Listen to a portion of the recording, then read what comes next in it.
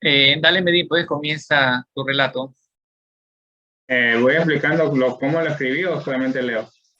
No, solo leo y lo vamos comentando.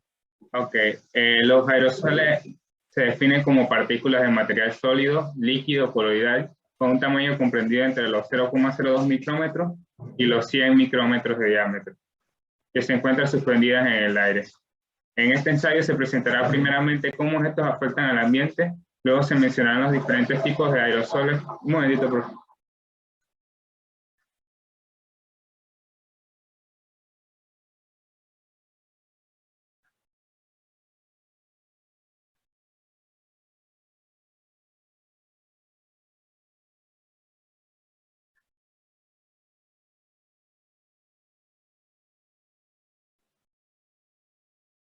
Gracias.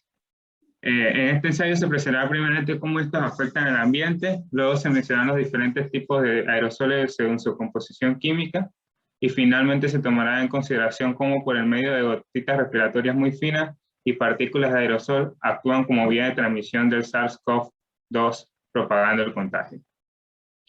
Los aerosoles se pueden producir a partir de procesos naturales o actividades antropogénicas. La presencia de estos puede alterar el equilibrio energético de la Tierra. Uno de los principales efectos que tienen esto debido a la abundancia de las propiedades de los mismos es el del enfriamiento del clima.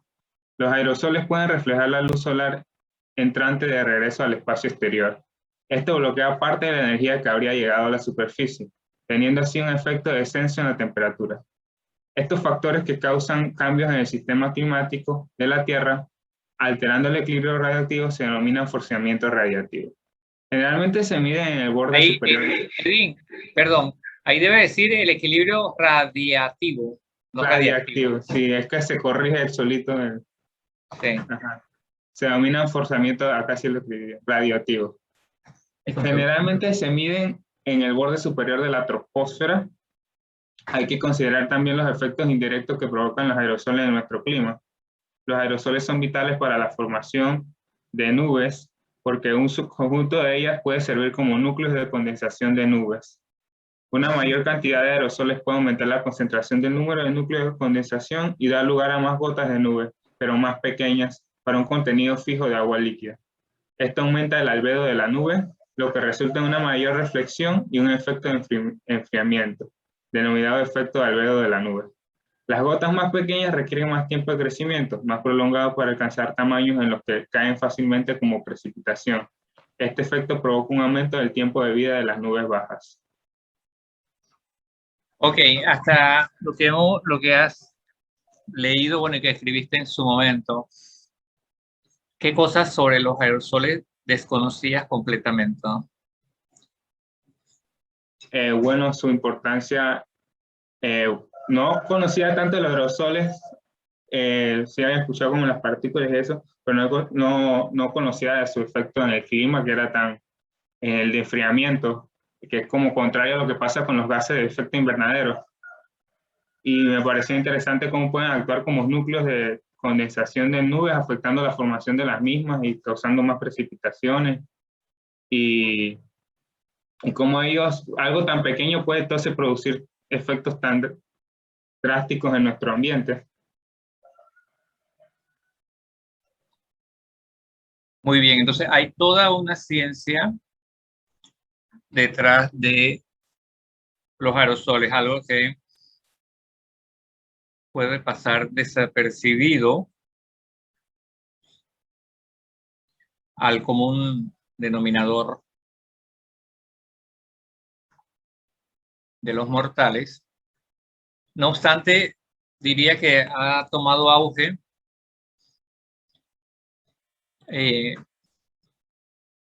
y relevancia en el conocimiento cotidiano debido al tema del virus. Entonces, eso, desde el punto de vista ambiental, ha sido positivo por el tamaño. ¿Qué opinión le merecen los tamaños que están mencionados allí? El rango de tamaño en que varían los aerosoles. Son tamaños relativamente muy pequeños si lo comparamos con con objetos macroscópicos que podemos ver, incluso que son pequeños, como ahí lo mencionaban, el tamaño de una hormiga es mucho más grande que el tamaño de un aerosol. Esos son tamaños relativamente muy pequeños. Ok, entonces el tema del enfriamiento que te era desconocido y su impacto en el clima a escala global como núcleo de condensación que tienen una importancia en la formación de la lluvia. ¿Qué tienen que ver los aerosoles con el problema que ya vimos del agotamiento del ozono?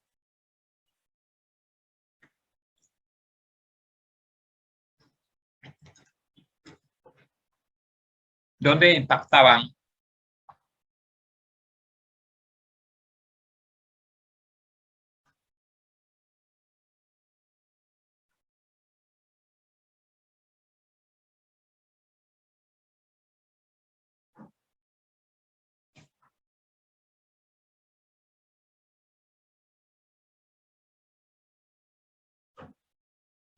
Habían dos problemas con el ozono, pero creo que al que se refiere es el donde la composición química de los aerosoles servían como sumideros de especies inactivas que son precursores del ozono estratosférico.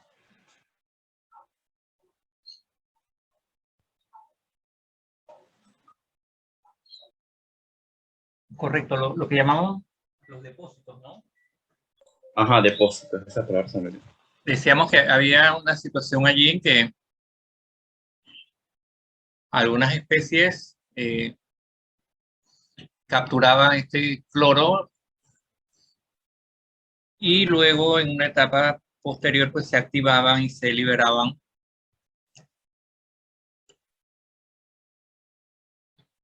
las formas activas. Entonces, el tipo de aerosol, según su composición química, para los que miran directamente o por accidente o porque comparten, la erupción está muy comentada en estas últimas semanas allá en España. ¿Han visto o han escuchado o leído algo de eso?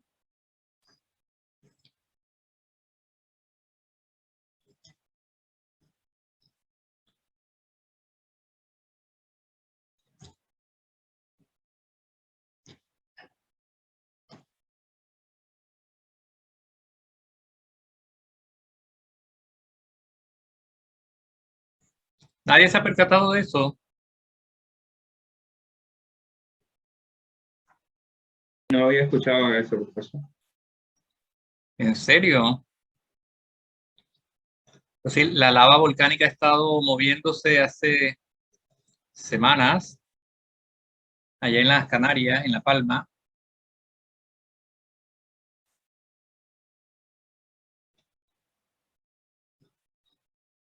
Bueno, entre otras cosas, las toneladas de material que está arrojando a la atmósfera y cómo la lava ha ido arrasando lo que encuentra en su camino y se han expulsado algunas piedras consideradas preciosas. O sea, ha habido de todo con la erupción de ese volcán.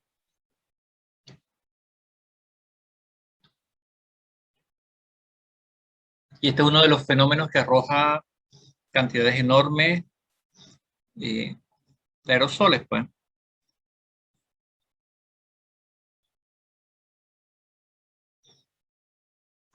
Entonces uno está alerta porque todo esto que estamos comentando aquí, que pasa, el efecto radiativo, etcétera, etcétera, lo estamos viendo en vivo y en directo y se está cuantificando. Claro, nosotros estamos lejos de ese punto, pero el impacto que tiene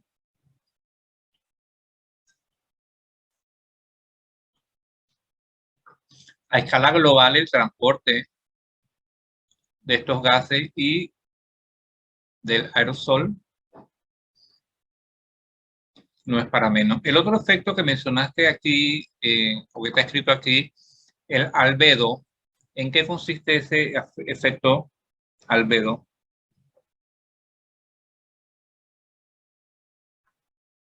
Según había investigado sobre la definición en el momento ese que estaba escribiendo el ensayo, es una relación de cuánta radiación se absorbe y cuánta radiación se refleja.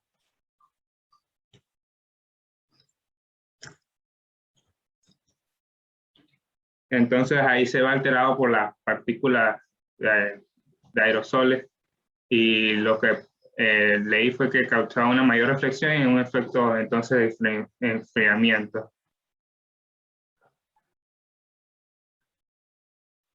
¿Y qué tiene que ver ese efecto albedo con el color? Bueno, como estamos hablando de radiaciones y de absorción y de reflexión, recordemos que los colores son longitudes de onda. Entonces, si no mal recuerdo, vemos los colores que vemos todos los colores menos el que se absorbe, no recuerdo. Ajá, entonces, por eso tiene que ver con el color eso, porque es como estamos hablando de longitudes de onda, absorciones y de reflexión. Recordemos que el color en sí es una longitud de onda, una radiación. ¿Qué superficie presentarán mayor albedo? ¿Cuál es menor albedo? ¿Superficie a qué se refiere? Colores de la superficie.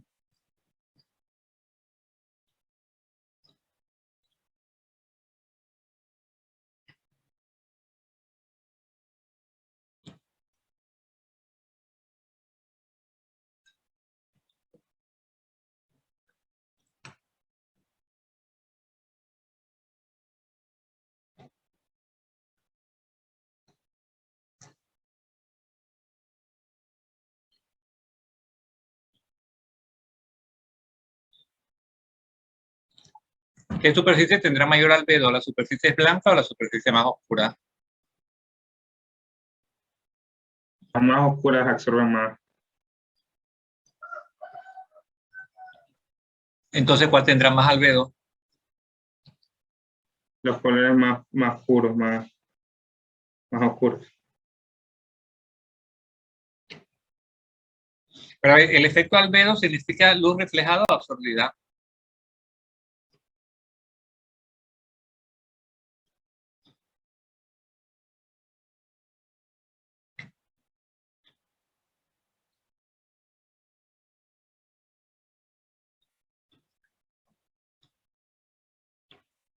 Reflejada. Oiga, este no es un diálogo con Medellín, porque el resto no sé ni siquiera si escribieron otra cosa.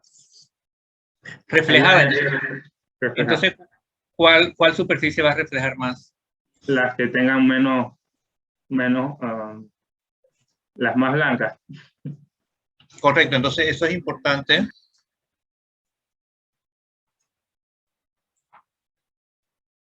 Eso es importante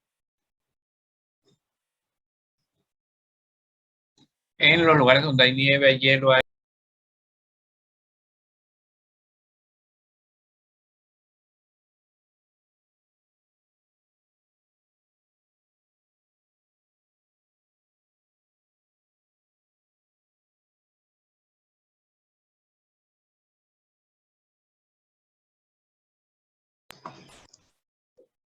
Ok, entonces si usted van de paseo a la nieve o lo que fuera, ¿qué riesgos tienen allí con estas superficies blancas? Que son superficies que no absorben tanta radiación. ¿Y cuál sería el riesgo para nosotros, pues, para nuestra salud, para nuestro cuidado? Que probablemente seamos nosotros los que absorbamos esa radiación en el entorno.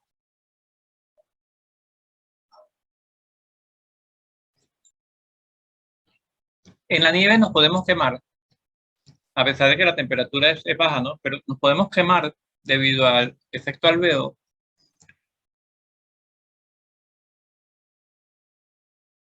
Sí,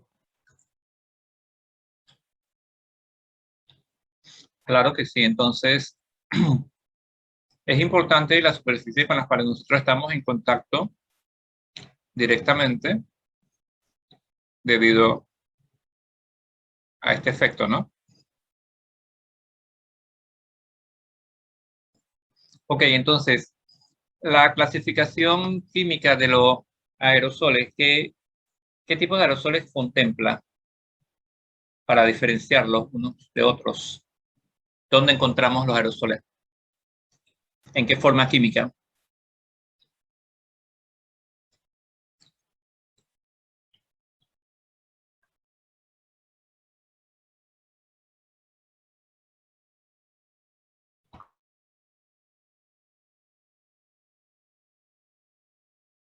La clasificación que aparecía en el PDF era aerosoles marinos, habían de sulfatos, nitratos y sustancias carbonáceas y los aerosoles biológicos. biológicos y los biológicos. Creo que ahí entraba lo del SARS-CoV-2.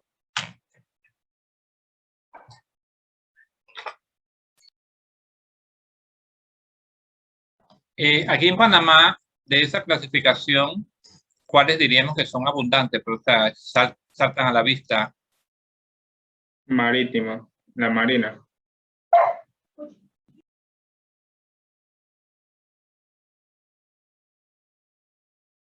¿Y qué impacto o qué efecto tiene ese aerosol marino?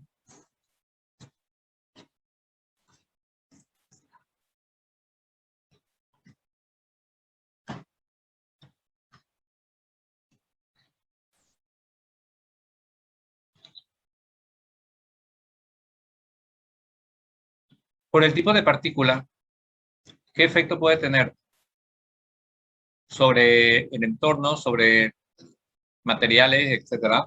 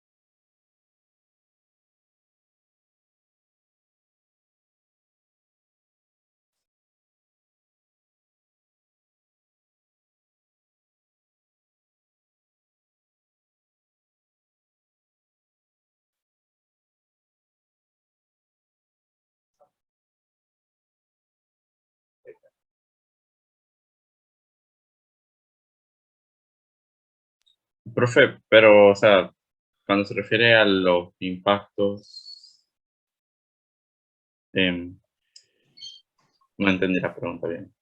Bueno, la sal, todos deberíamos saber que la sal es corrosiva, ¿no? Ajá. Y los aerosoles marinos tienen partículas de sal. Claro, cuando ustedes han ido a entornos cerca del mar, los materiales que se ocupan,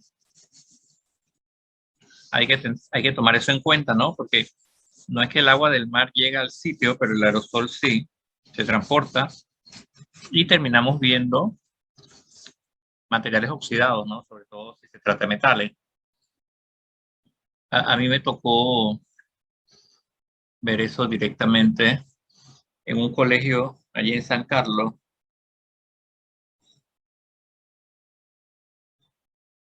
Y eso se puede medir. O sea, o se puede determinar que se debe al aerosol. Ah, claro, claro, claro. Se puede muestrear el aerosol y tú puedes cuantificar el aerosol, puedes cuantificarlo, la parte elemental, o puedes cuantificar los iones, lo que te interese en el aerosol. Y como no es algo perceptible por las dimensiones, y por eso el comentario que les estoy pidiendo que reflexionen, dice, bueno, ya queda establecido que el aerosol tiene una composición química diversa. Pueden haber sulfatos, nitratos, estas sales, fundamentalmente fluoruros, en el mar también sulfatos. Bueno, ya lo que hemos visto con anterioridad en los ciclos biogeoquímicos. Entonces, dentro de todas esas funciones o el rol que juegan los aerosoles en diferentes procesos, eso nos permite estimar la importancia que tienen y que tendemos a minimizar. Ahora, si contrastamos el aerosol químico, digamos, con el bioaerosol, que es el objeto un poco de la discusión, por supuesto, el impacto que hemos visto de ese bioaerosol es mucho más significativo que el aerosol con una composición química definida. No obstante, ocurre que si estamos expuestos continuamente a este aerosol y por el tamaño de las partículas y por la fracción que es respirable, debemos esperar algunos efectos directos sobre nuestra salud. Porque en el fondo es como si estuviésemos abriendo reactivos en el laboratorio y estuviésemos aspirando esas partículas. Entonces es algo a lo cual se le presta poco cuidado, porque si nuestra vía respiratoria tiene sistemas de defensa que impiden el ingreso de algunas partículas de estas, pero otras, dependiendo del tamaño, y por eso les mencionaba al inicio, no tener presente esas dimensiones. Nosotros que hablamos de las dimensiones moleculares y demás, ahora con esto del aerosol, el cuidado y las vías de ingreso a nuestro organismo y la repercusión que puede tener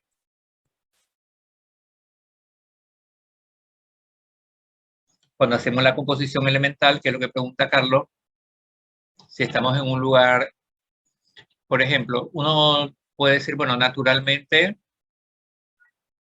el material del suelo, de la tierra, sabemos que hay corrientes de convección, hay pequeños torbellinos que levantan polvo cuando están haciendo construcciones, cuando hay movimiento de tierra, etcétera. Sabemos que hay en el entorno ese material suspendido en el aire. Los que viven cerca o han vivido o conocen de personas que viven cerca de las cementeras o de cualquier actividad humana que emitan este tipo de material al aire, tiene efectos sensibles sobre las vías respiratorias. En el caso de Chile, el tema del polvo de calle ha sido histórico y al final del día se barren las calles, se tira agua, etcétera, para que todo ese polvo pues no se vuelva a resuspender y se determinan esas fracciones, la fracción denominada gruesa, de mayor tamaño, la fracción fina, la hiperfina, porque representan un problema de salud serio aunado al hecho de la estación de invierno, con el descenso de temperatura, etcétera. Entonces, en estos lugares que tienen estos problemas recurrentes, pues la incidencia de enfermedades respiratorias es notable en ciertas épocas del año. Y por eso este material es uno de los que se monitorea en forma continua para conocer la cantidad o la concentración de partículas que hay en un determinado momento. No solo por el hecho de que es polvo, es tierra y que estoy respirándolo, sino porque tiene una composición química definida y podrían encontrarse algunos elementos de reconocida toxicidad que lo estamos ingiriendo y en realidad o inhalando y ni siquiera sabemos. Yo no sé si ustedes cuando salen en algún momento han hecho la prueba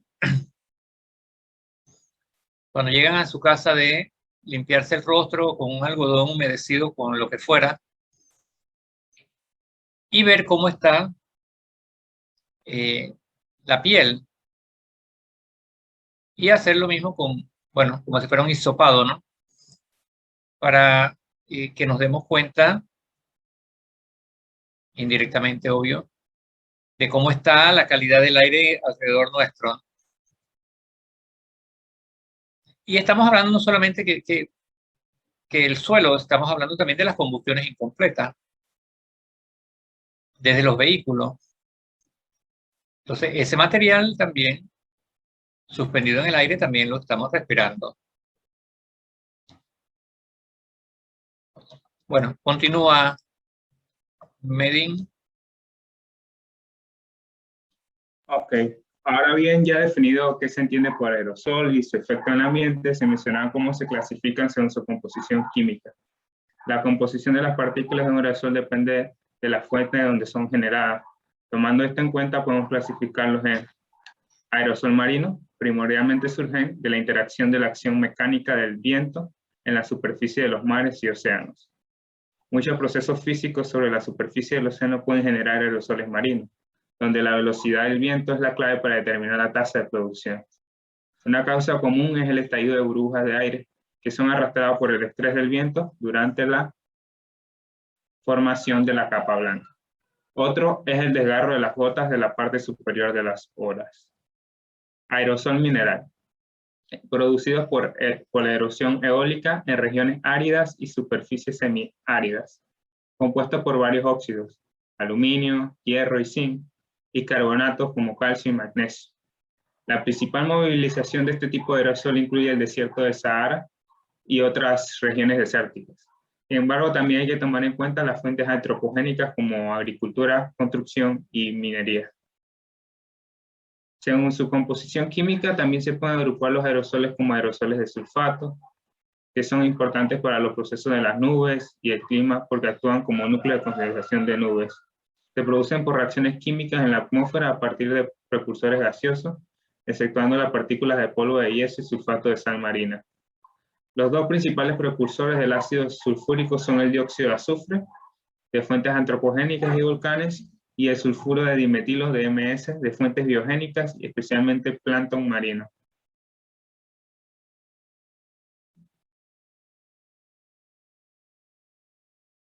También se encuentran los aerosoles de nitrato, los cuales se forman químicamente en la atmósfera y sus principales especies precursoras son el amoníaco y el ácido nítrico. Tienen una larga lista de fuentes antropogénicas y naturales. Las principales fuentes identificadas incluyen excretas de animales domésticos y salvajes, descargas eléctricas que producen las tormentas, fertilizantes, quema de biomasa, procesos industriales y combustibles fósiles. Otro tipo de aerosol es el de sustancias carbonáceas, ligado a la combustión de combustibles fósiles. Son el componente principal y dominante de partículas en suspensión en una atmósfera contaminada. Proviene de diferentes procesos antropogénicos, procesos de combustión y de material emitido durante los incendios de biomasa forestal. Por último, tenemos el aerosol biológico. El conocimiento sobre la forma, estructura y tamaño de esta reacción se ve limitado por la compleja caracterización de esto. Este es un aerosol que comprende partículas de origen biológico variable.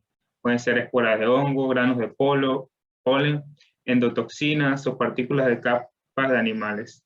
Los bioaerosoles son mezclas complejas que constan de varios componentes que pueden provenir de moléculas orgánicas simples, dimensiones en el rango nanométrico, virus, bacterias y esporas bacterianas.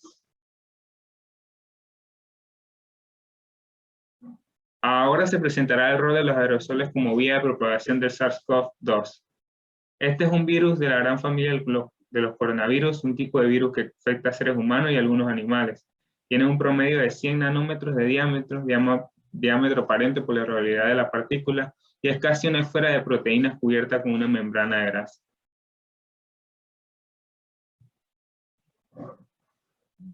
Es importante conocer su tamaño, puesto que esto nos ayuda a decidir cuál es la mejor manera de protección y sobre la cantidad de virus a la que nos exponemos. Los aerosoles son una ruta de transporte importante para el SARS-CoV-2, ya que las partículas de aerosoles pueden contener el virus infeccioso y permanecer suspendidas en el aire durante horas, que pueden ser transportadas hasta varios metros desde la fuente. Las personas infectadas con COVID-19 emiten partículas virales durante las actividades respiratorias, como respirar, hablar, gritar, toser, estornudar y cantar. Pero cada una de estas instalaciones puede producir diferentes cantidades y tamaño de partículas respiratorias, según la intensidad con la que alguien hable, la cantidad de respiraciones profundas que realice y la duración de la actividad. Estas secreciones expulsadas reciben el nombre de gotas respiratorias, de las cuales hay dos tipos: las gotas respiratorias más grandes y pesadas, entre 5 y 10 micrómetros, que pueden viajar hasta 2 metros, pero luego caen al suelo por acción de la gravedad, y las partículas de aerosol más pequeñas, inferior o igual a 5 micrómetros, que pueden quedar atrapadas en el flujo de aire y moverse por un espacio, infectando a las personas a distancias mayores. Estos aerosoles pueden generarse a partir de la evaporación de gotas mayores. Para el caso del SARS-CoV-2, todavía se conoce qué proporción de aerosoles se generan por evaporación de gotas mayores y qué dosis de virus viable se considera infecciosa en estos aerosoles. Lo que sí se ha investigado es el efecto de la temperatura y la humedad para la transmisión mediante aerosoles. Las condiciones frías y secas fueron factores potenciadores de la propagación del virus. Hay que considerar que dentro del aerosol total se incluyen todas las partículas en un volumen determinado de aire. Hay una fracción inhalable, partículas inhaladas por boca y nariz, fracción torácica, que penetran más allá de la laringe, fracción respirable, penetran conductos aéreos no ciliados, y también existe una fracción no inhalable.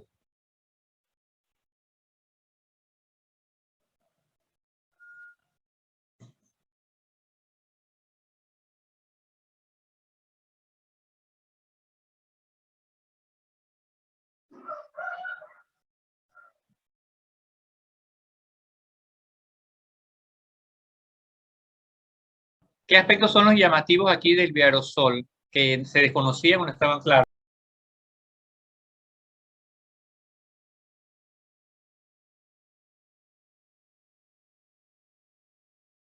Bueno, aquí verlo como en el área de cómo puede ser transmitido el virus mediante estos aerosoles y la importancia del tamaño, no solamente para conocer cómo es la estructura del virus, sino para tomar medidas, porque de eso va a depender qué tipo de mascarilla nos puede proteger mejor, cuáles son las mejores vías para contrarrestar la infección de este virus y así proponer diferentes medios para poder evitar contagiarnos, ya que como vemos hay dos tipos, hay unas que viajan hasta 2 metros, hay unas que viajan más allá de 2 metros dependiendo del tamaño de las partículas en el aerosol.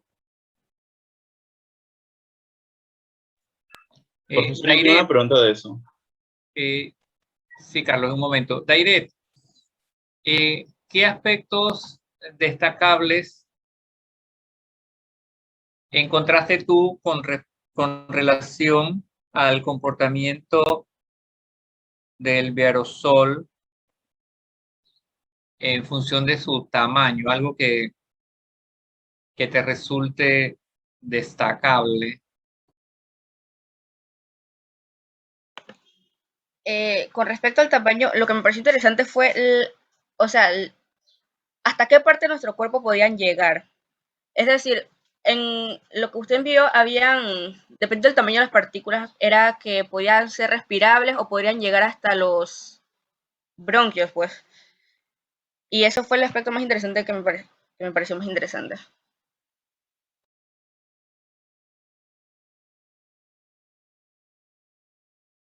En el transcurso de la investigación, o sea, de lo que se sabía hace, bueno, ya estamos más cerca de 2 años, como medio de transmisión, el mecanismo a través del aerosol, la mayoría de esta información está hecha en función de simulaciones en distintos ambientes, en aviones, en hospitales, en cabinas, en auto, etcétera. Porque resulta que a nivel mundial hay muy pocos expertos específicamente en bioaerosoles y en el método de muestreo, porque aquí hay algo que por aquí lo leyó Medin, y era la viabilidad del virus. Ustedes saben que cuando se muestrea, tiene que haber una cadena de custodia, ¿no? O sea, no podemos ir y, hay contaminación, llevo una vasija, un frasco y agarro agua y la traigo. Pues no funciona así. Entonces acá también podríamos pensar en los sistemas que se tienen para muestrear el virus y cómo mantienen la viabilidad, o sea, de este material. Recordemos que no es un ser vivo, ¿no? Entonces, en términos cuantitativos, a nosotros nos interesa siempre una relación de número de tal cosa por un volumen determinado, o sea, cuántas copias de virus de ese material de ARN se pueden encontrar, si están en el orden de los millones, billones, trillones, o cuánto, para que sea viable. Porque puede que se cuantifique, así como nosotros en química reportamos que trazas, o sea, que hay algo, pero no te puedo decir cuánto. Entonces acá, con el virus, ocurre de igual forma, que el virus se mantenga viable en un medio para cuando se haga el muestreo, se pueda analizar. Y el tema de las distancias, que también se ha ido modificando en el tiempo, ¿no? Ahora, en la vida real, si nosotros lo vemos en términos de la saliva, pues para poner un ejemplo, nosotros entendemos cuando estamos hablando con alguien muy cerca, aunque no se vea, pero se están emitiendo estas pequeñas gotitas. Y si ya no es el hablar pausado, sino es el alzar la voz, el gritar, el cantar, etcétera, eso es lógico que ocurra. Y luego está el tema del tamaño, el fraccionamiento de esas gotas y cómo se agrupan para crecer y a qué velocidad se expulsan, cuánto pueden viajar antes que se precipiten. Entonces hay toda una dinámica alrededor de esas gotículas o esos dropletes que se han hecho relevantes para al final decirnos, bueno, la distancia segura, la distancia que debemos protegernos es esta o es la otra. Y fíjense que con el resto de los aerosoles no ha ocurrido eso. En países que son muy contaminados, las urbes, las metrópolis, las capitales, el uso de la mascarilla no es de ahora. El uso de la mascarilla ya tiene cierta historia, sobre todo para pacientes que tienen enfermedades crónicas o comprometido el sistema inmunológico. Particularmente cerca de hospitales, yo veía estas personas usando mascarilla. ¿Qué ibas a comentar, Carlos? Sí, había algo que a mí me había parecido interesante cuando estaba redactando el ensayo, y es que en el bioaerosol del ejemplo, por acá el SARS-CoV-2, hablaban de la distancia, que a 2 metros el efecto de la gravedad hacía que el aerosol quedara en la superficie del suelo. Pero en el aerosol químico, por decirlo así, los de sulfato y todos los que Medin mencionó antes, no se hablaba de eso, como porque en el aerosol biológico sí consideran que la gravedad es importante, o si hay un efecto de la gravedad sobre el aerosol y el químico no, porque incluso en otras páginas tampoco encontré algo que hablara de eso. Claro, aquí, bueno, lo primero, la relevancia porque es transmisión de persona a persona y efectivamente las simulaciones están orientadas a eso. Para el caso de los otros tipos de aerosoles, también hay mecanismos de transporte. Por ejemplo, aquí se describía para el aerosol marino y nosotros somos testigos de eso. O sea, tú puedes estar sentado a varios metros y cuando la ola rompe e implosionan, esas gotitas que van en la cresta de la ola, liberan ese aerosol y llega hasta nosotros. Porque de hecho nuestra piel como receptor sabemos que ha llegado hasta nosotros. La distribución de los tamaños según el aerosol también es cuantificable. Es decir, podemos saber la distribución según el tamaño de partícula, ese aerosol en que está enriquecido. Cuando uno muestrea, uno puede muestrar partículas totales menor de 100 micras o puede mostrar las partículas de 10 o por debajo de 10 o menores de 2.5. Y cuando haces el análisis vas a saber cuál es el aerosol que predomina, es decir, en qué está enriquecido. De manera que en función de ese tamaño, asimismo nosotros podemos tener una idea de la distancia que ese aerosol es capaz de impactar. En el caso de los autos, las fuentes móviles, bueno, tampoco es un secreto, pues nosotros vemos desde los tubos de escape en muchos casos esas emisiones y el material que va suspendido, esas partículas sólidas, desde ese tubo de escape. Entonces ahí las condiciones de radiación, de humedad, de la temperatura, del tamaño de la partícula también define el tiempo de permanencia de ese aerosol suspendido en el aire. De hecho, una de las situaciones que llamaba la atención al inicio y que decían que no era posible es que transita una persona que está contagiada y puede que tosa o que estornude o cualquiera de estas formas de expulsar estas gotitas y posteriormente tú pasas por ese lugar. Entonces, el tiempo que pueden permanecer esas partículas suspendidas, si pasas por allí e igual respiras, también es una fuente probable de contagio, cosa que decía al inicio, no es que alguien pasó por allí, entonces el otro y tú pasas por ahí y te vas a contagiar. Al inicio eso parecía irrisorio, pero después resulta que también era posible. De hecho, cuando ocurrían al inicio los contagios, a partir de una persona, si estaban sentados en algún sitio específico, se veía cuántos hacia adelante, hacia atrás, hacia los lados, era probable que se contagiara por acciones tan simples estas como hablar. Claro, siempre va a depender de la carga viral.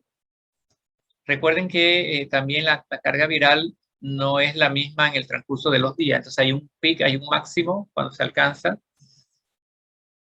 Así que muchas variables simultáneas, pero definitivamente que nosotros también entendemos que el crecimiento de esas gotas, mientras mayor sea, pues va a sedimentar más rápido. Así que, bueno, continúas como un mundo invisible, ¿no? A nuestros ojos, pero la realidad, bueno, gracias a Dios aquí en Panamá se ha controlado bastante hasta el momento, pero estamos viendo que en Europa y en el mismo China, estamos o se está volviendo a situaciones de contagio importantes. Así que no nos debiera extrañar que de pronto se establezca que hay algún otro mecanismo de contagio, o se vuelve a retomar alguna hipótesis anterior con los fómites o la superficie. Así que esto es dinámico y no debiera dejarnos sorprender porque, bueno, la ciencia funciona de esa manera. Fíjense en el tema de las vacunas, como después de 6 meses, la eficacia disminuyó. Y se puede decir que como este es un gran estudio a escala global, pues antes simplemente no existían datos, ¿no? Mientras no se estaba utilizando la vacuna en cualquiera de sus denominaciones, no se podía predecir cuánto iba a ser la eficiencia. Y ahora reciente que escuchamos de la tableta, ¿no? De la píldora. ¿Escucharon de eso? De la Pfizer. Sí, creo que Reino Unido. Entonces, porque ahora tal vez la prevención va orientada a que las personas no vacunadas y que tienen más riesgo de caer en una UCI, entonces tienen esa alternativa, porque lo que entiendo que se busca es no llegar a esos cuadros donde se requiere esta intubación y este tipo de condiciones que tienen una alta tasa de mortalidad. Y recordemos que en un inicio también el tratamiento se pensaba que era solo por inflamación en las vías respiratorias, en los pulmones que colapsan, y después, bueno, era algo generalizado en todos los órganos, no era un solo órgano blanco preferido. Hubo prácticas simples que con voltear a la persona era recomendable, no se sabía al inicio que los esteroides no se usaban, después que sí. O sea, ha habido mucha tela que cortar en cuanto al comportamiento de la ciencia, que es relevante para este tema, ¿no? Muy bien, continúa, Medin. Debido a la comprobación del aerosol como vía de transmisión, han surgido distintas medidas. Una de ellas es la ventilación, la cual puede ser natural o mecánica. La ventilación se define como la renovación del aire interior con aire exterior. Para comprobar la renovación del aire en un lugar determinado se utiliza la tasa de ventilación del aire por hora. La tasa de ventilación aconsejada para conseguir una calidad de aire bueno es de 12,5 litros por segundo y persona, LSP, que corresponde aproximadamente a 5-6 ACH. En conclusión, como previamente se definió, los aerosoles son partículas de material sólido o líquido con un tamaño relativamente pequeño. Sin embargo, pese a su tamaño, pueden alterar condiciones ambientales, cambiando la cantidad de calor que entra o sale de la atmósfera, provocando un enfriamiento, afectando la manera en que se forman las nubes al actuar como núcleo de condensación, haciendo que descrezca la eficiencia de precipitación e incremente el albedo de las nubes. Se observaron los distintos tipos de aerosoles y cómo estos variaban según su composición, y que estos estaban a su vez determinados por la fuente, donde pese a que algunas fuentes son naturales, los humanos han impactado directamente en su abundancia y distribución. Finalmente se observó cómo el virus SARS se propaga mediante los aerosoles. El conocimiento de las fuentes y la vía de transporte de los aerosoles es esencial para controlar la propagación de enfermedades epidémicas asociadas con ellos. Como pudimos observar, primero conocer las características de la misma como composición y tamaño, para ver a qué nos estamos enfrentando, y luego su mecanismo de propagación para así proponer las mejores vías para reducción del contagio, como el caso de la ventilación, del cual se resultó eficaz para controlar la transmisión por aerosoles. Ok, el tema este de la ventilación, ¿qué tanto habían escuchado, qué tanta relevancia tenía antes que usted supiera, o si tenía nula relevancia frente a lo que ahora conocemos? ¿Qué puede comentar Rigoberto?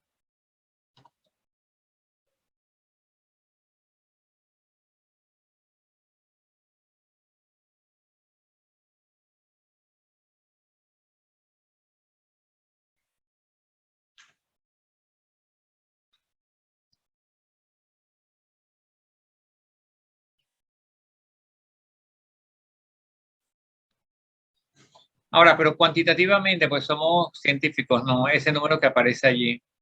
Ventilación aconsejada, 12,5 litros por segundo por persona. ¿Qué es lo que significa eso? ¿Cómo lo entiendes? ¿Cómo lo asimilas?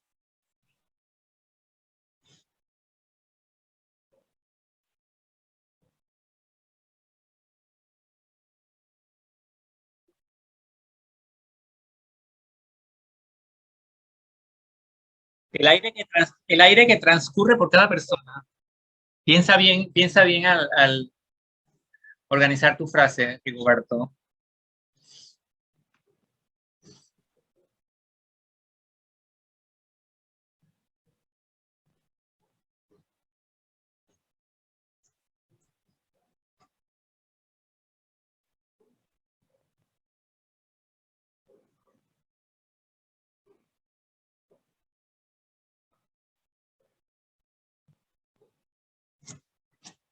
¿Cómo describiríamos cualitativamente eso que está anotado allí en el documento de Medin, ese 12,5 litros por segundo por persona?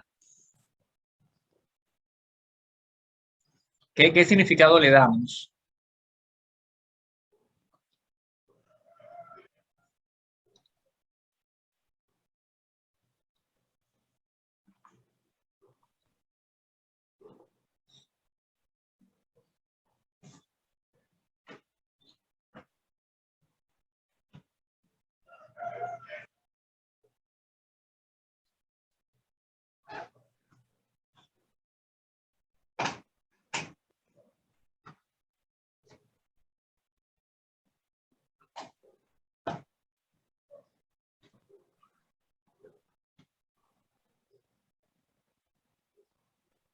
Oye, se ve que mucho descanso en Pietas Patrias.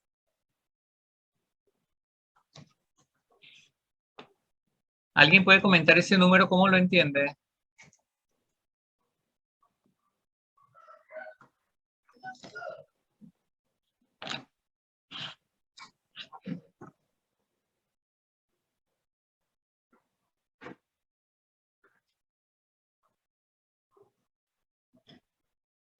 Yo lo entiendo que por cada persona en un espacio o un cuarto, qué sé yo, la renovación de aire debe ser de 12,5 litros por cada segundo. Y eso depende del número de personas. Si hay más personas, entonces ese volumen por segundo aumenta también. O sea, pero es un volumen de aire que debe ser intercambiado, evacuado, que debe salir, que debe entrar como a ingresar pues a la zona donde las personas están. Aire nuevo, no sé si estaría bien eso. o sea, aire renovado, así. Ajá, renovado.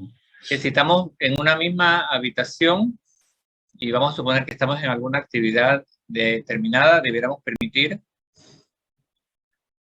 que eventualmente en ese periodo se evacúe un volumen de aire y entre aire fresco. Entonces, eso lo sabemos o lo podemos saber indirectamente midiendo el nivel de dióxido de carbono que hay en el interior del recinto. Eso nos va a decir un poco la calidad, ¿no? ¿Cuál es el promedio de dióxido de carbono en parte por millón que circula en el aire?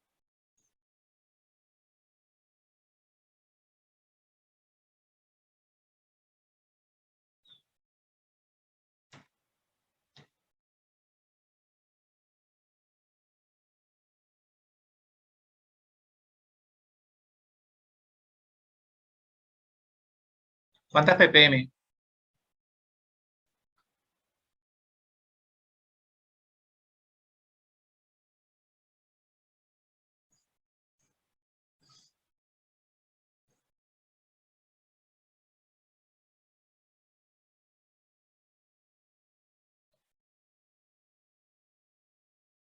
Ana, ¿cuántos ppm de dióxido de carbono es normal que estén en el aire allá afuera?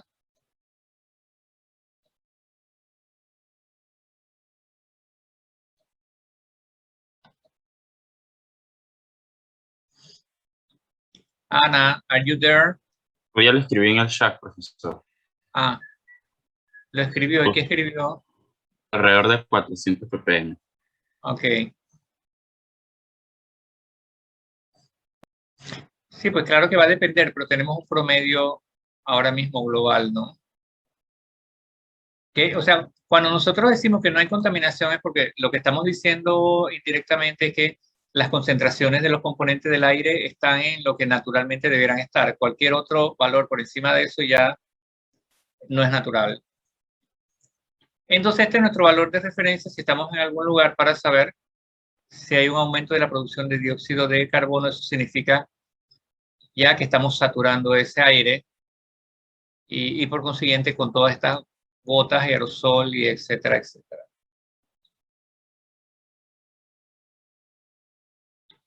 Muy bien.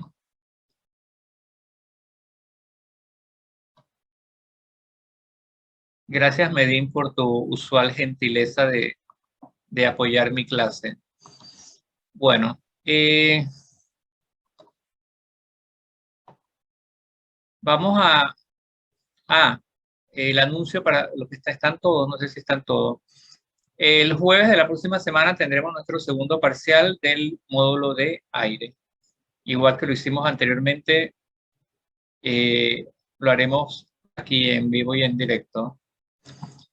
Y vamos a iniciar entonces con una introducción al otro compartimento ambiental, la litosfera, para fines prácticos el suelo. Profesor, ¿jueves 18 o jueves 11? Jueves 18, la próxima semana. Ah, ya.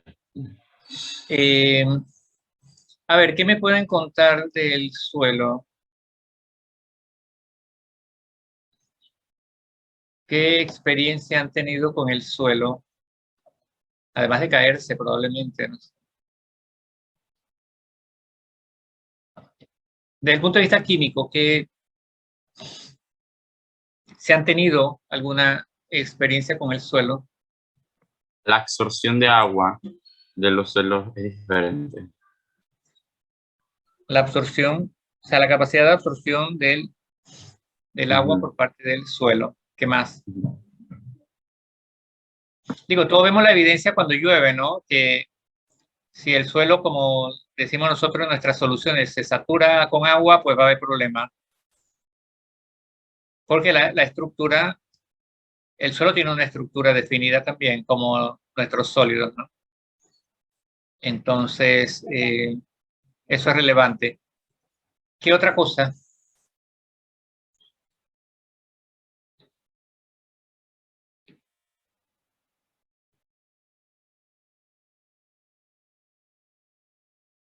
¿Cuáles serían los elementos que más abundan en el suelo? Ya sabemos que en el aire es el nitrógeno.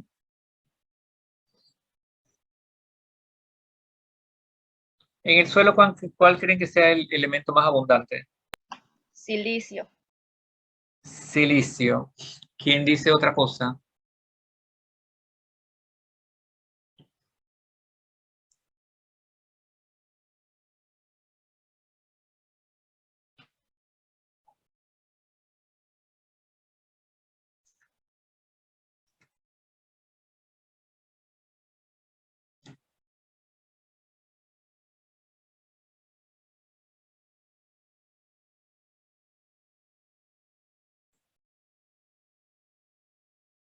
Calcio y magnesio también. Calcio y magnesio. ¿Qué más? Carbono de la materia orgánica e hidrógeno. Carbono de la materia orgánica e hidrógeno. ¿Qué más? Pero el más abundante, el number one. ¿Qué es lo que abunda en el suelo desde el punto de vista estructural? Y que los explotamos para obtener los elementos, ¿no? Rocas, minerales. Rocas, que es el material parental, o sea, que da origen, y los minerales. Y los minerales, la composición de los minerales generalmente está asociada a los elementos más abundantes.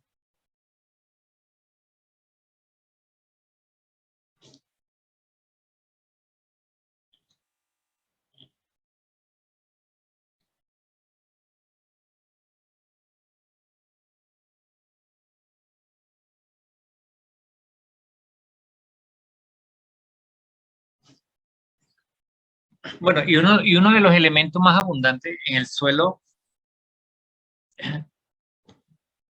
y esto es una inferencia química mía, está asociada con nuestros símbolos patrios.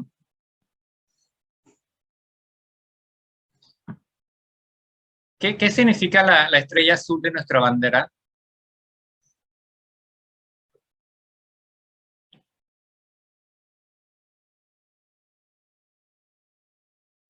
A ver, mes de la patria, patriotas. Pureza y honestidad.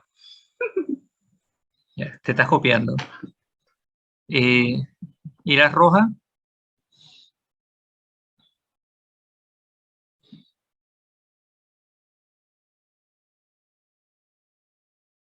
¿La estrella o el color?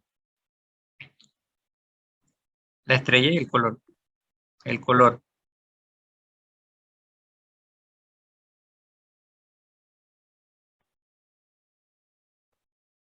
La estrella es roja, ¿qué significa?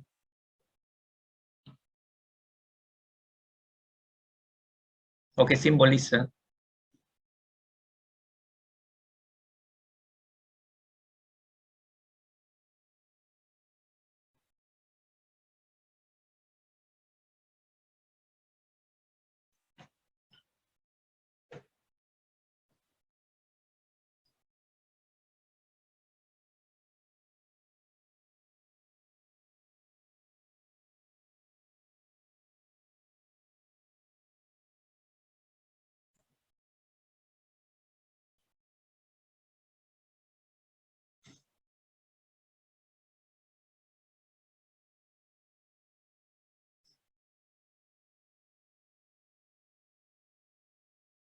Nadie lo ha buscado siquiera. O sea, hoy, qué espíritu Autoridad patriótico, y ley.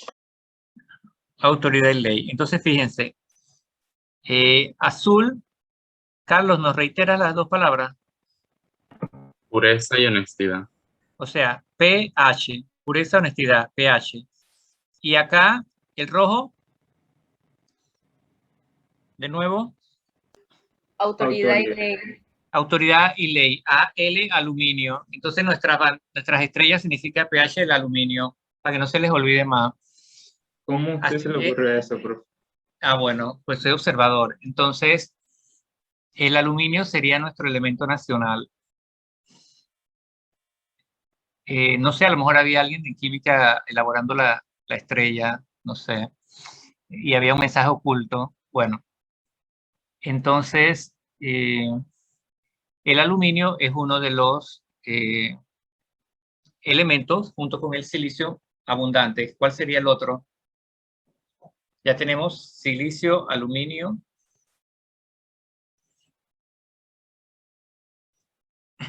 ¿Qué elemento del aire es enterrado en el suelo, en la corteza terrestre? Sepultado, fijado. El oxígeno. El oxígeno. Entonces, fundamentalmente, los minerales son aluminosilicato. Aluminio, silicio, oxígeno, silicato. Entonces, estamos hablando de minerales que tienen una composición química que se han originado a partir de la roca madre. Y como alguien mencionaba ahí, el carbono, también hay no solo minerales, sino también hay materia orgánica. Esa materia orgánica, ¿con qué la asociamos nosotros generalmente en la jardinería?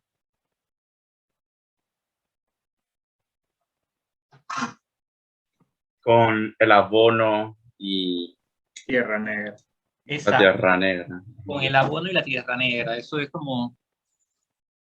Así que vamos a buscar tierra negra para abono y para las plantas y para lo que fuera. Y mientras más negra es, mejor.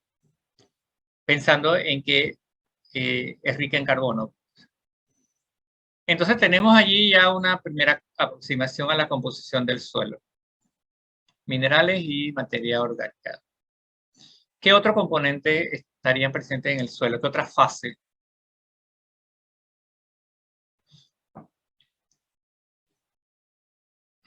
Ya Carlos mencionó al inicio, ¿no? El tema de la absorción de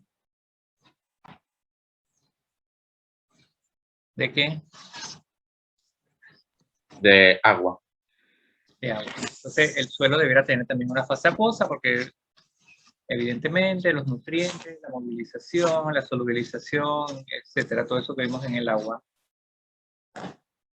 Así que tenemos minerales, materia orgánica, agua. ¿Qué otra fase estará presente en el suelo?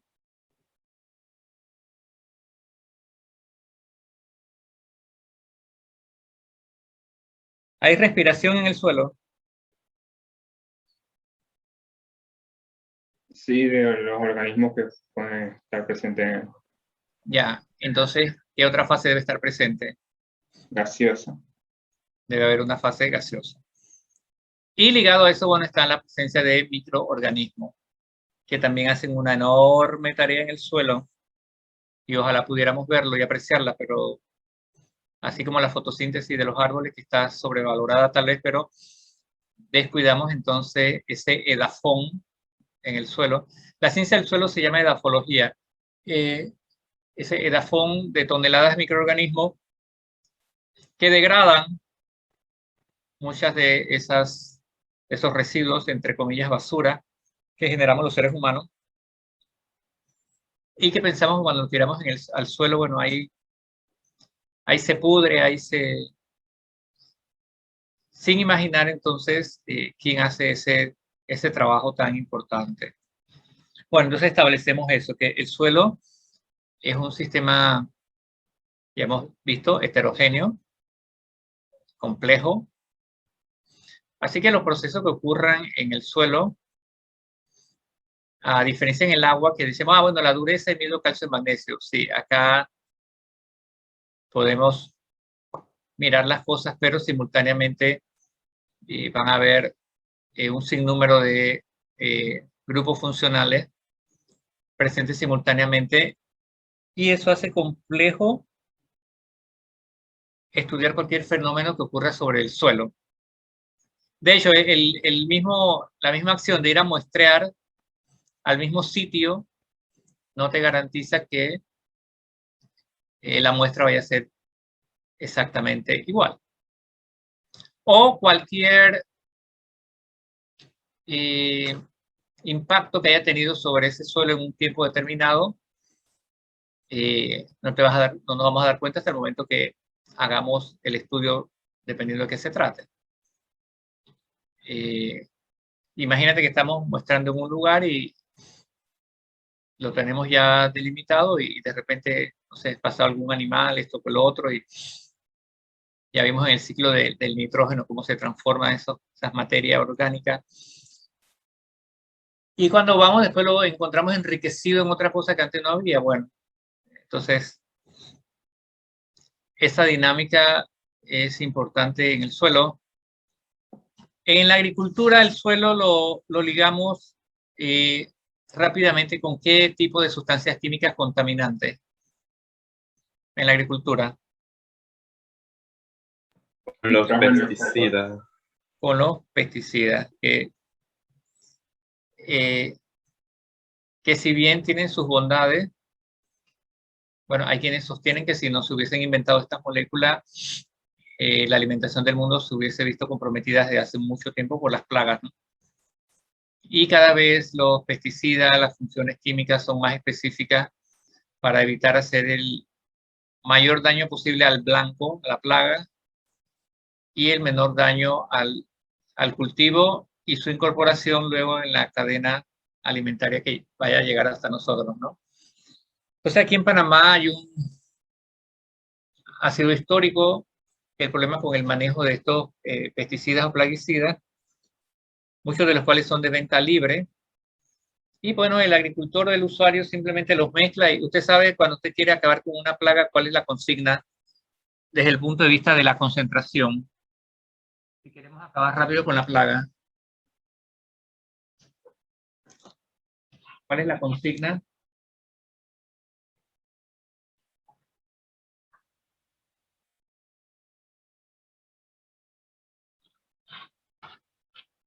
¿Cómo así que la...? No hay ninguna consigna, parece que no me expliqué.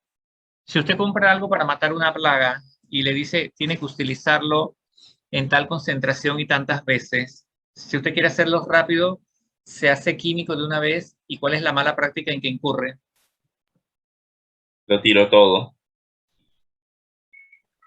Correcto, siempre pensamos, vamos a echarle más, sin tomar en cuenta aspectos sencillos como la solubilidad, ¿no? La mayoría, aunque hay inorgánicos de estos compuestos, son moléculas orgánicas, baja solubilidad, entonces, y además cuando se aplican en un medio con base acuosa y se esparce, y parte de esas moléculas también, dependiendo de la hora del día, bueno, se pueden volatilizar. Parte va a llegar al blanco, al target, a la plaga, pero puede quedar en el resto de la planta, otra puede pasar al suelo. Si cae al suelo, hay una fase acuosa, se puede solubilizar. Si se metaboliza en el suelo, se puede convertir en otra cosa. Y si esa otra cosa es más soluble, ese metabolito se puede movilizar y puede contaminar aguas subterráneas, etc. Entonces, cada especie química tiene una historia en el suelo digna de ser revisada, ¿no? Porque estas moléculas también se pueden absorber sobre la superficie del suelo, absorber con D. Y allí en ese fenómeno de absorción pueden quedar retenidos de forma permanente, de forma irreversible. El suelo se caracteriza, entre otras cosas, porque es una superficie porosa.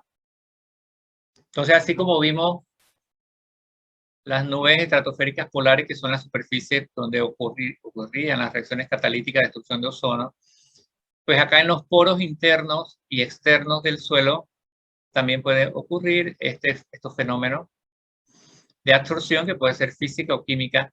¿En qué difiere el fenómeno de absorción si es físico o químico? ¿En qué se diferencia un proceso de absorción físico de uno químico?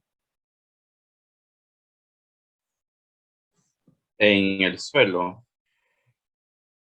En cualquiera, en realidad, el fenómeno de absorción nada más.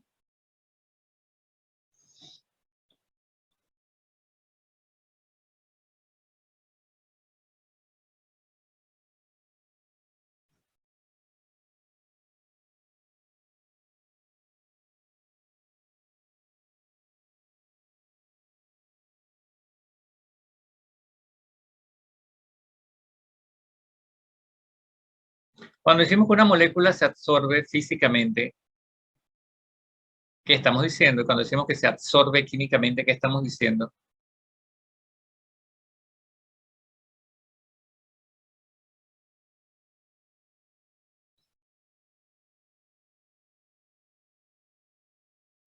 O sea, como es físico, la molécula todavía mantiene su naturaleza y simplemente es transferida a otro lugar, la masa de ella.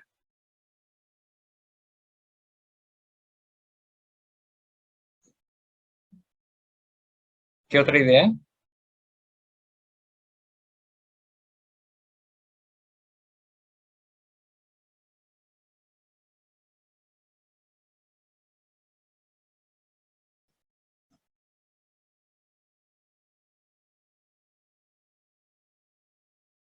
A ver, desde el punto de vista energético, ¿en qué se diferenciaría una absorción física de una química?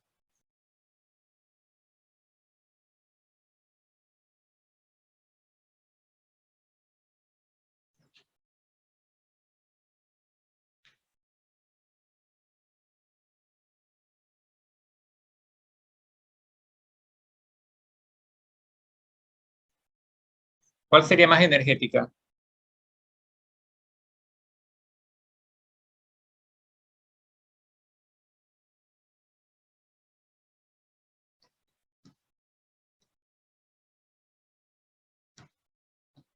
La absorción química.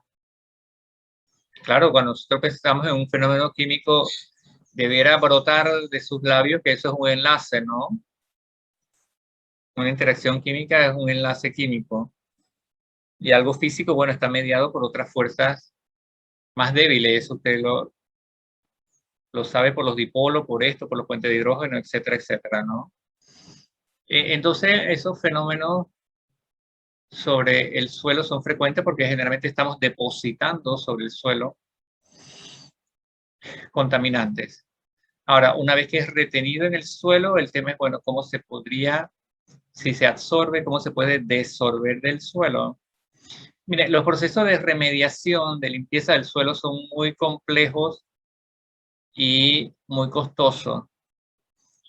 Cuando se pierde la calidad del suelo, su capacidad agrícola, su capacidad por la pérdida de nutrientes, por lixiviación, por quema, que es una práctica también común, la estructura del suelo se ve afectada. Entonces, esas hectáreas que se pueden perder es difícil de recuperarse. Y el suelo es apenas una fracción de unos centímetros en la superficie de la corteza. Y en el proceso de formación de suelo han transcurrido cientos de años a partir de esa roca madre. Entonces, cuando se pierde la fertilidad de un suelo por alguna de estas malas prácticas, o sea, se está destruyendo una historia que costó mucho para que se consolidara esa capa superficial que sirve de fuente para el cultivo. Bueno, excepto de los hidropónicos, ¿no? Donde no se requiere el suelo físicamente. Así que es algo también que muy poco se valora, porque aquí, por ejemplo, en la ciudad, el suelo lo valoramos para construcción. Y lo valoramos para hacer edificios y para vivir, y etcétera. Y desconocemos un poco el valor que tiene el suelo descubierto como tal. Entonces, esos aspectos ambientales, cuando dice, vamos a recuperar áreas verdes, vamos a hacer esto, lo otro, como si estuvieran inventando la rueda nuevamente, ¿no? La naturaleza es sabia por algo. Bueno, vamos a ver ahora que hemos comentado algunas cosillas. Miren esta imagen. Por algún momento y después me cuentan cómo la interpretaría.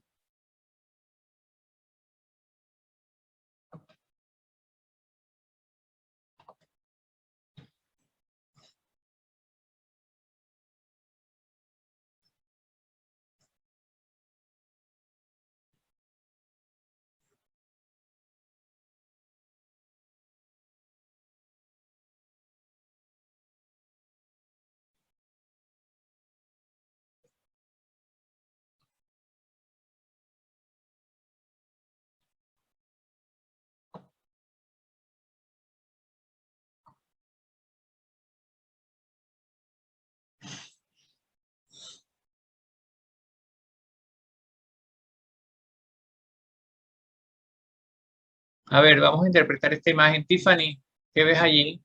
¿Tiffany está presente o le pongo ausencia? No vino.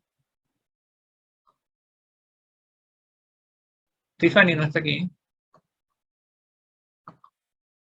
No. Susan,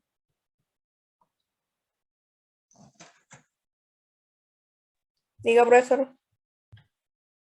coméntame la imagen que estás viendo.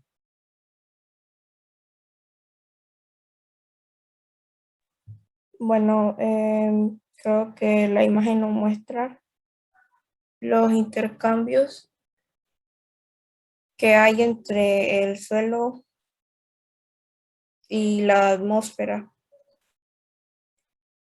Vendría siendo que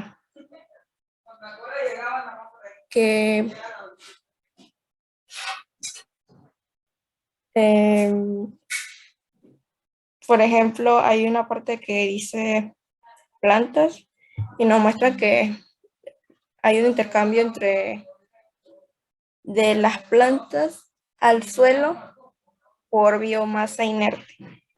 A Y ver, a su vez, Susan, usemos el sentido común. Las plantas se mueren, ¿cierto? sí, Bueno, y cuando se mueren, ¿a dónde van a dar? al suelo. Al suelo. Eso es lo que se refiere allí. Y en el suelo, entonces, eso se convierte muchas cosas. Y aquí luego están los solutos que se encuentran en el suelo, en el medio acuoso, quienes lo necesitan las plantas, ¿cierto? Para obtener sus nutrientes. Sí. Entonces, lo que dice de las interacciones es correcto en ese sentido, ¿no? Fíjense, en esta vida todo es ciclo, ¿no? Nacemos, crecemos y morimos, y luego viene otro detrás de nosotros que vuelve y se repite el ciclo.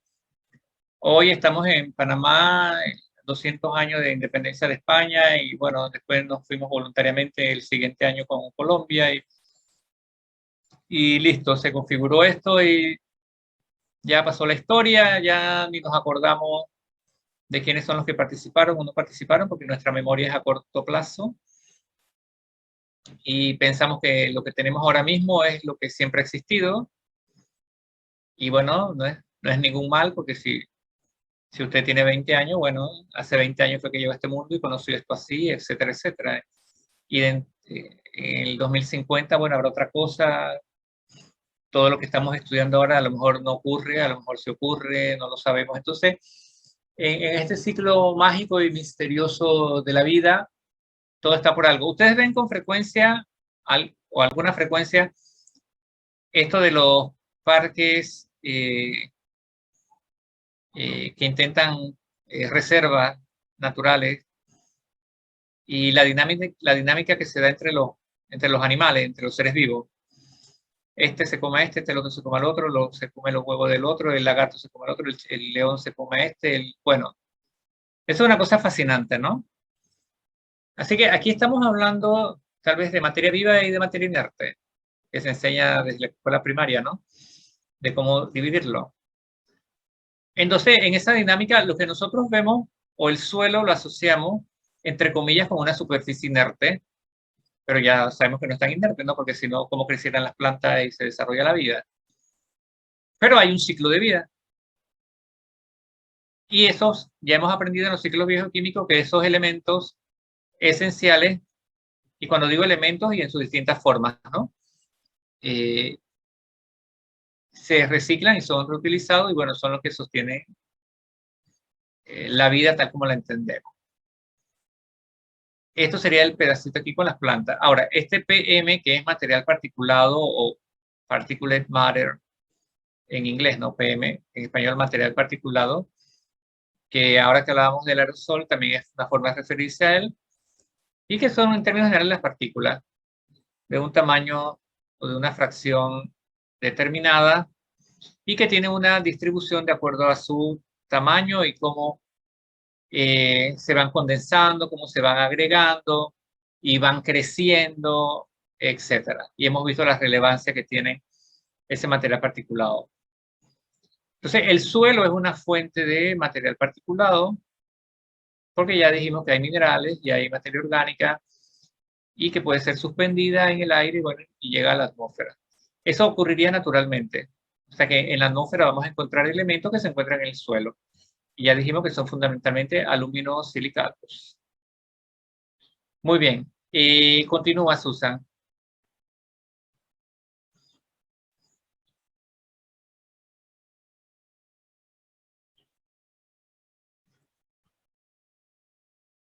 Susan. Susan se fue. Sí, estoy. Dale, pues ya te di un empujoncito ahí con el material particulado. Ahora en el lado derecho, ¿qué puedes decirnos allí? Bueno, se ve una flecha que se dirige hacia el suelo de la atmósfera, hacia el suelo, y hay un intercambio de agua y solutos. Supongo que se refiere a la lluvia y a los solutos que pueden haber en ella. Después Claro, hay un recuerda que no solo la lluvia, pues nosotros aquí en Panamá como país tropical, pero en términos generales nosotros hablamos de dos tipos de depósitos, ¿no? Depósito seco y depósito húmedo. El húmedo son las precipitaciones, que en nuestro caso solo es lluvia, pero también puede ser nieve, aguanieve, o sea, todo lo que tenga esa fase acuosa en medio, ¿no? El rocío que se forma, bueno. ¿Qué más? Luego hay una flecha que se dirige del suelo a la atmósfera, en la que se ve H2O, CO2 y nitrógeno. Las dos primeras creo que se pueden explicar con la respiración, ¿no? El proceso de fotosíntesis que hacen las plantas. La del, ¿no?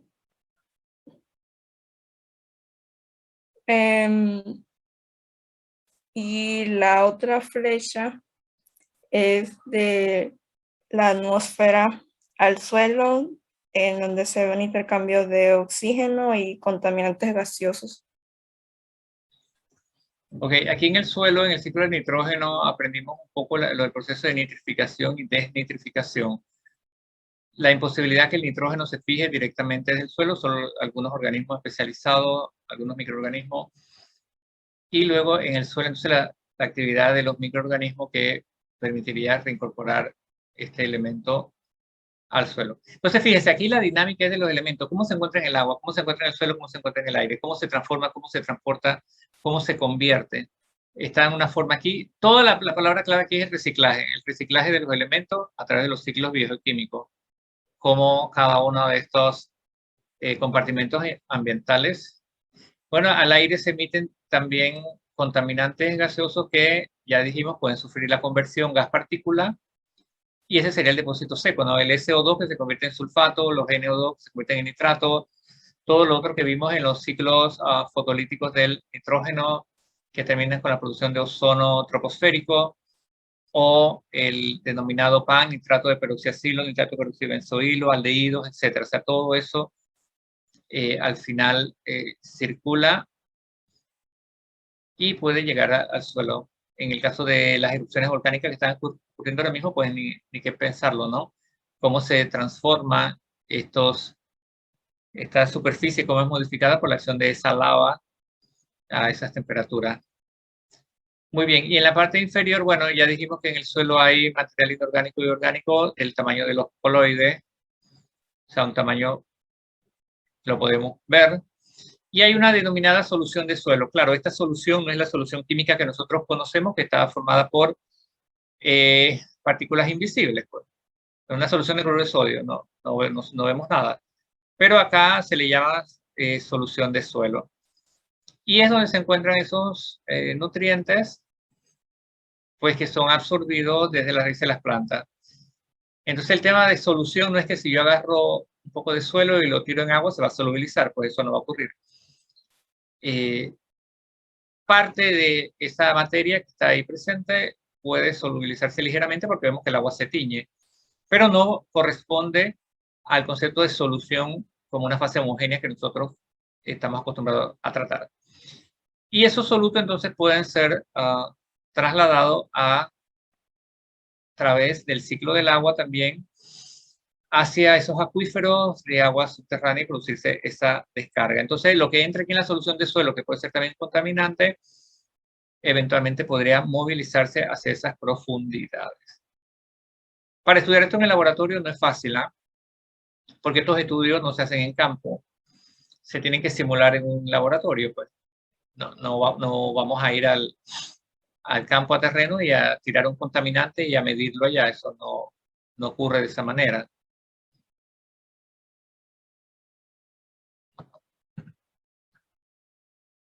Ok, entonces un concepto de suelo. Primero, que es la capa superficial, no consolidada, porque vemos que con la mano lo podemos mover y agarrar, sostener, triturar, intentar pulverizar, intentar darle forma. ¿Ustedes han jugado con tierra en algún momento de su vida, en su niñez, en su casa, en el interior? ¿O nunca han jugado con tierra? Sí. Sí. Yo cocinaba con eso. Ok. O sea, eso es parte de la vida y también de la creación de un poco de inmunidad, ¿no?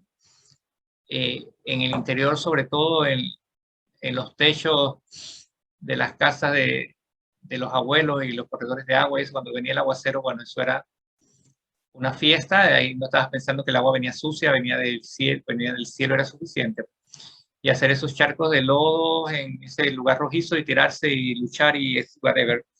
Son todas cosas que de alguna manera nadie nos decía que había que hacerlas para crear defensa, pero ahora bueno, ahora no, hace rato, la niñez que crece nada más en edificio, en mosaico, en esto, aquello, lo otro, bueno, ustedes ven que es alergia a todo, es malestar de todo, es resfriado de todo, bueno, eso es un negocio para los hospitales pediátricos. Ok, formada por compuestos inorgánicos y orgánicos, aire, agua y microorganismos, como que lo establecido mientras conversábamos.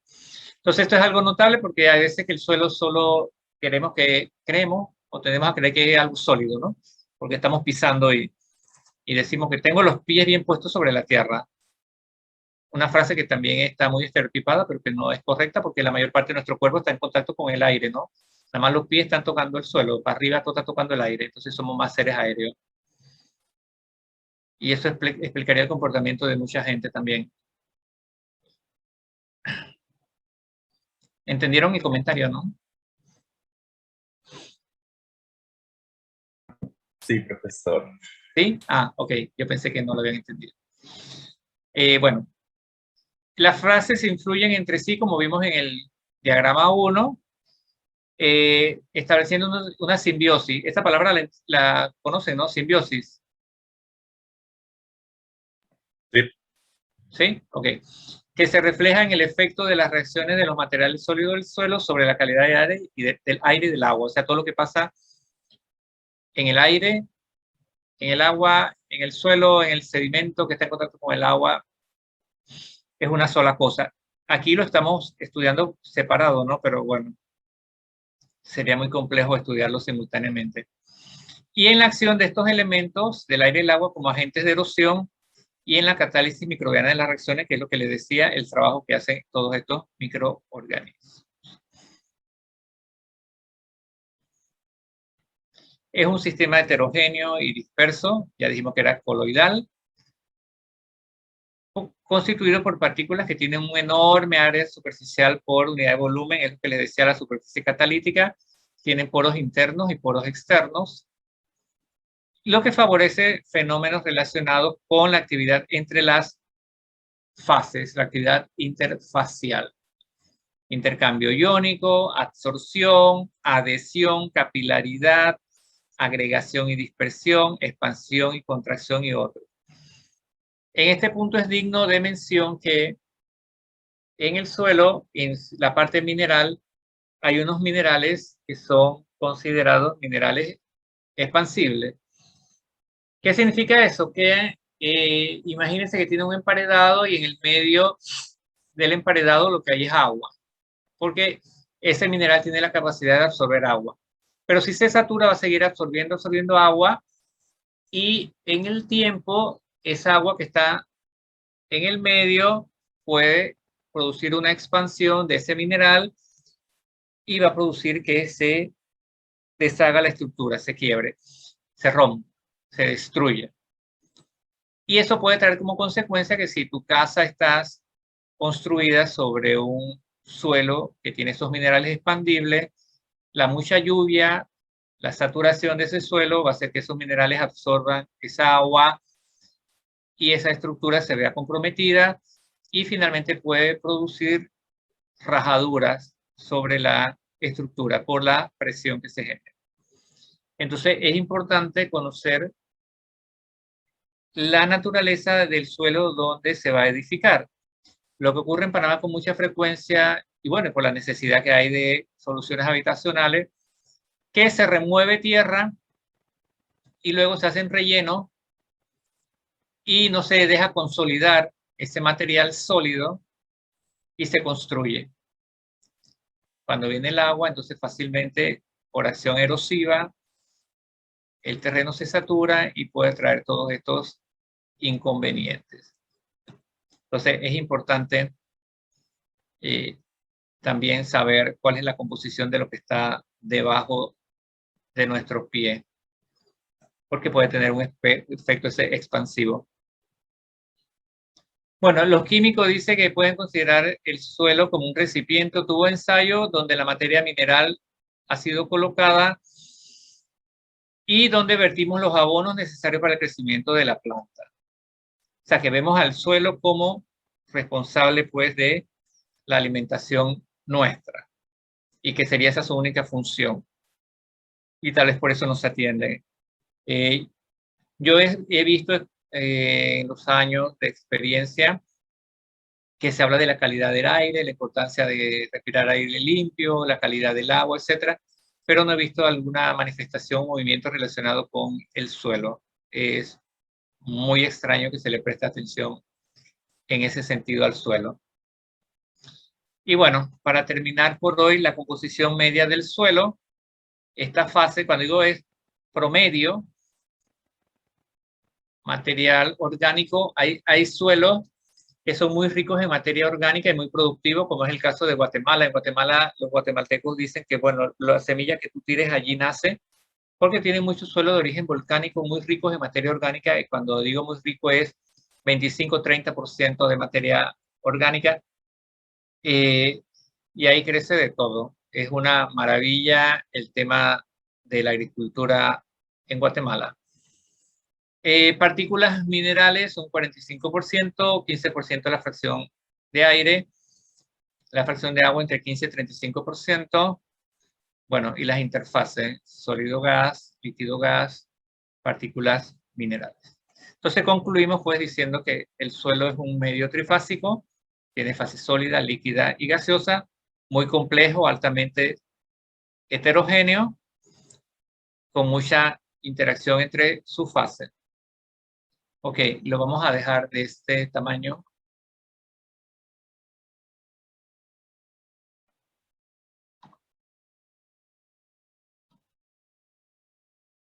Muy bien, entonces, Dios mediante nos veremos el jueves y nuestro próximo parcial la próxima semana.